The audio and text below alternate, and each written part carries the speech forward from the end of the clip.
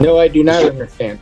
Pardon me, sir? No, I do not understand. Well, I'll explain it again. Breaking news from a Michigan courtroom. A simple arraignment explodes into chaos as a defendant rejects his own lawyer, challenges the court's authority, and walks straight into a sovereign citizen meltdown.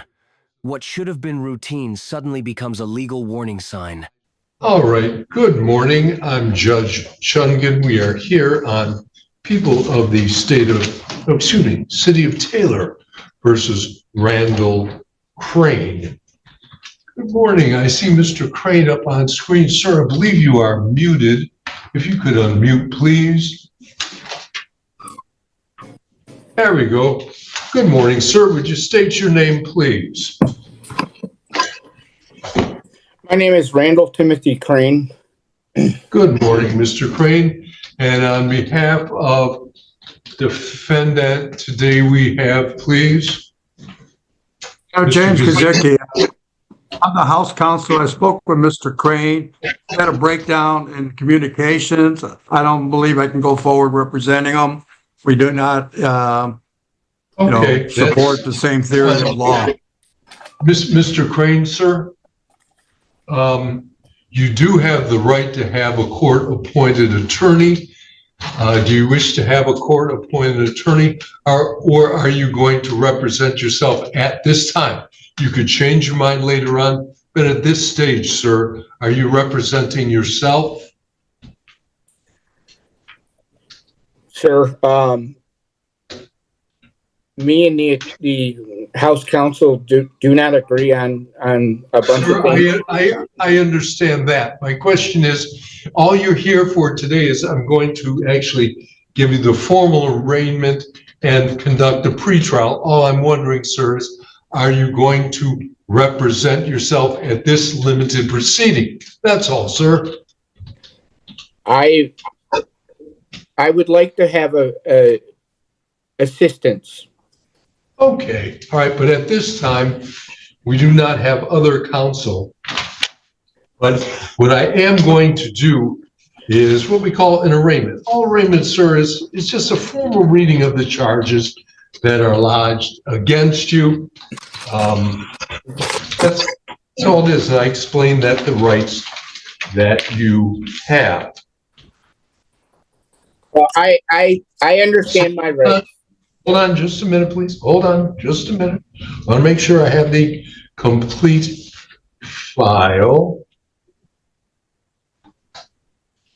Mr. Kazicki, maybe you can offer a little assistance, sir. Okay, no, I've got it. So.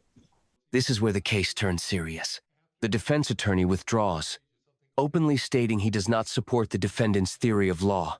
In plain terms, the arguments being pushed here are legally indefensible.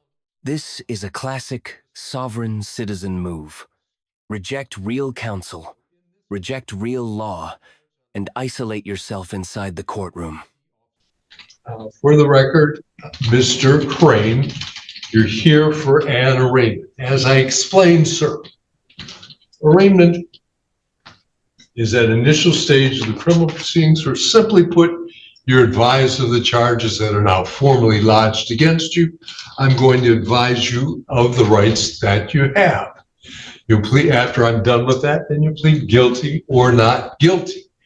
After that, sir, the next stage is something called a pre-trial conference. That's where you, if you're representing yourself, or you with your court-appointed attorney, you sit down with the prosecutor and discuss the merits of the case.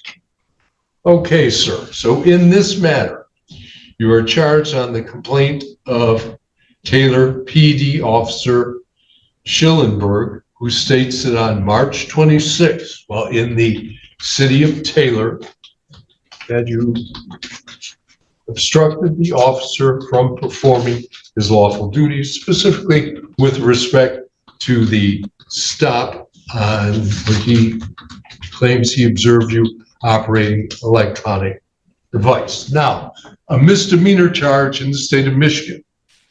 It's a criminal offense. It subjects you potentially to be 0 days in jail up to 90 days. Fines could be 0 up to 500. You could be placed on probation also for a period of up to 2 years. Of course, you have the right to have an attorney to represent you.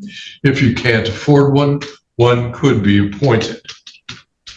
Of course, you start out with the presumption of innocence. You float with that presumption all the way through, unless and until the jury finds out or a judge rules the other way. Now, of course, you have the right to have a trial. The trial could be heard by a jury or a judge. At trial, sir, you and your attorney have the right to cross-examine all of the prosecution's witnesses. You could bring in witnesses that would testify on your behalf, and you could testify or not testify as you see fit. If you choose to remain silent, it can never be held against you. For example, prosecutor could never tell the jury that, oh, you must be guilty because you didn't testify. We don't allow that, sir. The people have to prove you're guilty, your guilt beyond a reasonable doubt. Now, having heard that charge, how do you plead to the charge of obstructing the officer? The judge does everything by the book, explaining rights, penalties, and procedure to protect the record. But the defendant stands mute, then later challenges jurisdiction. Sovereign citizens often believe this stops the case. It doesn't. Jurisdiction is automatic. Silence equals a not guilty plea. And the court keeps moving with or without cooperation. All right, I'm going to note that the defendant stands mute. Has the same effect, sir, as you pleading not guilty. Now, sir, you are going to have I need you to write this down, please. You will have a pre-trial conference. So you're going to meet with an attorney here in the court. Write this date down, July 16th at 9 a.m. It's an in-person pre-trial conference. Furthermore, sir, we're going to mail a notice of that date to the address that's listed on your ticket. Not going to state the address now because this could go out for further public consumption. Not going to do that. But note, sir, July 16th, 9 a.m. All right. And at this time, I'm going to release you on a personal bond. You don't have to post cash. That's your word that you're going to come back on the July 16th date at 9 a.m. All right, sir. Now, I also want to inform you, we have a couple of other charges. They're called civil infractions. One has to do with no proof of insurance and no registration. Sir, these being civil infractions, you can't be sent to jail for these. They're simply not criminal offenses. All right. You'll be fined up to $100 on each of those, but you can't be sent to jail. Just for your information, they are accompanying charges. So again, sir, today, you've stood mute.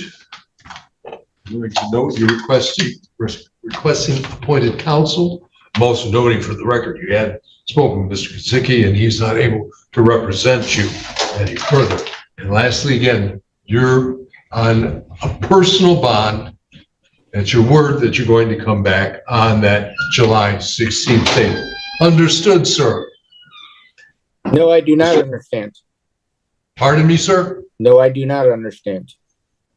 Well, I'll explain it again. You come back on July 16th in court for a pre-trial conference. You meet with the attorney who will meet with the prosecutor. That's when they discuss the merits of the case.